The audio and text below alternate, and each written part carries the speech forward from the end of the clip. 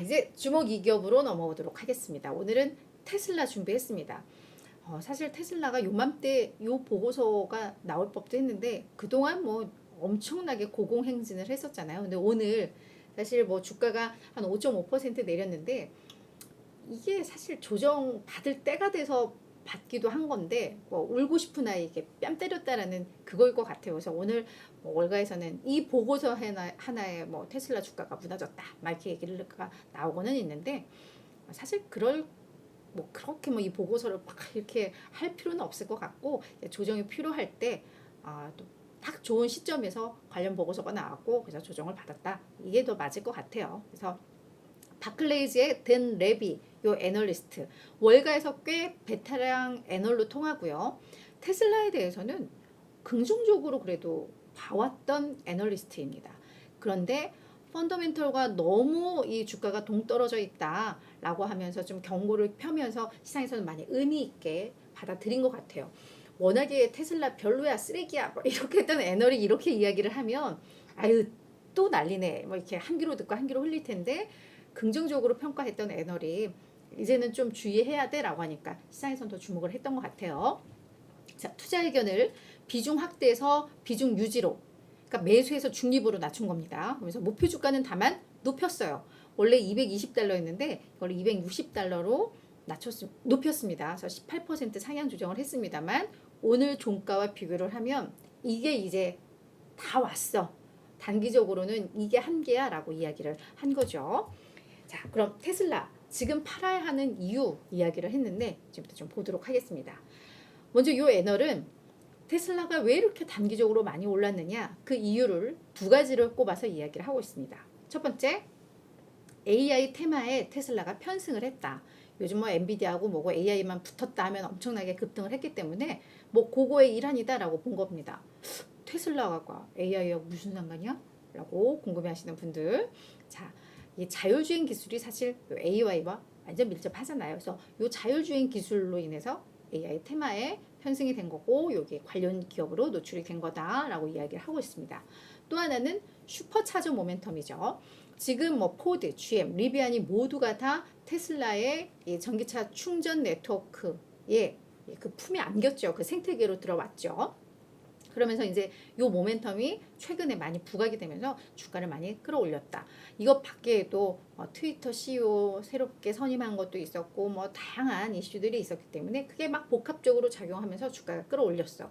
근데 그게 문제인 이유 지금부터 이야기를 하고 있습니다.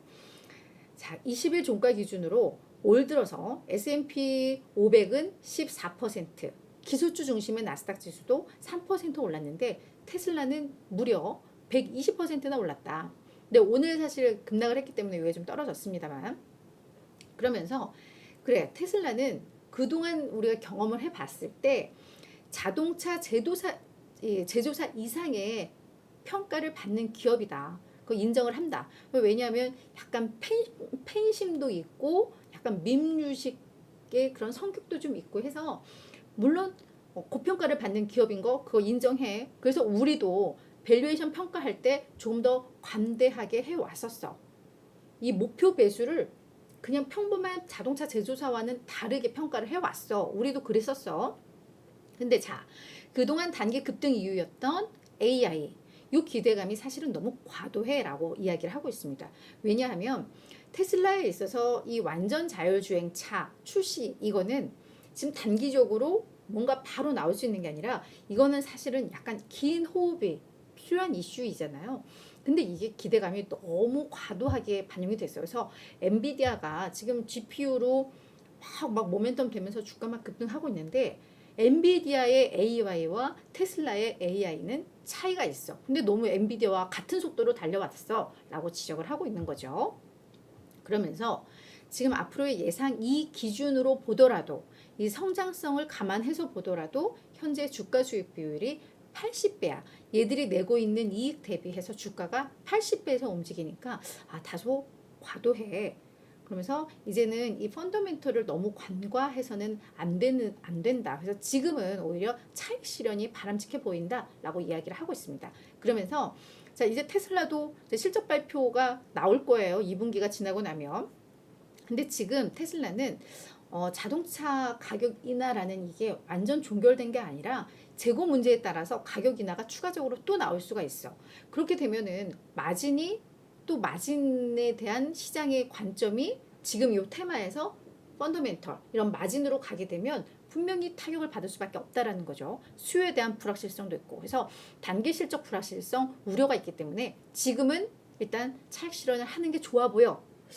이 의견은 되게 좀 합리적으로 보이죠, 그죠? 이렇게 얘기를 하고 있습니다. 하지만 내가 테슬라를 완전히 뭐 나쁜 종목이라고 하느냐 그거는 아니다라는 걸 또다시 강조는 하고 있습니다.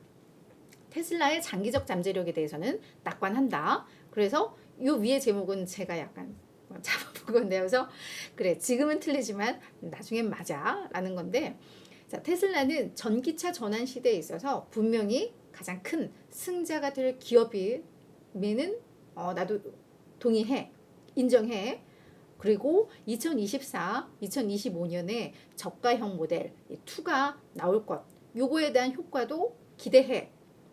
하지만 단기적으로는 분명히 변동성에 시달릴 수밖에 없어. 그렇기 때문에 지금은 팔고 나와서 더 나은 진입점을 모색해 보는 게 테슬라에게는 가장 중요한 전략 같아라고 조언을 하고 있는 겁니다.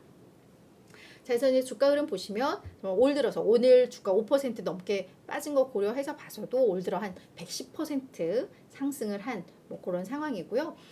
지금 오른쪽에 있는 월가 애널들의 전체적인 이 투자 등급 그 추이를 좀 보시면 아시겠지만 3개월 전과 비교를 해서 현재 매수 의견이 많이 좀 줄어들고 있는 게 보이실 겁니다. 이거는 단기적으로 주가가 너무 많이 올랐다라는 뭐 그 부담 때문일 것 같아요. 그래서 46명의 애널 중에 22명만 그러니까 약 48%만 매수 의견을 현재 유지하고 있는 상황이고 거의 절반 정도는 이제는 중립이야 라고 이야기를 하고 있는 겁니다.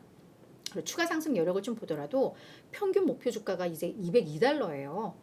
그러니까 이게 사실 연초 주가 대비해서는 거의 2배의 목표가였음에도 불구하고 주가가 너무 많이 오르면서 현재 추가 상승 여력은 오히려 지금 주가에서 한 20%는 더 빠져야지 적당해라고 보고 있습니다. 그래서 뭐 중장기적으로 가져가실 분들 우리가 무슨 단타야 이런 분들은 뭐 그냥 가져가시면 될 것 같아요. 그렇죠? 하지만 그래도 내가 조금 매매를 하면서 하시는 분들은 이런 월가의 의견들을 좀 참고를 하시면서 전략을 세우시면 어떠실까라는 생각이 들어서 이거를 준비를 해왔습니다.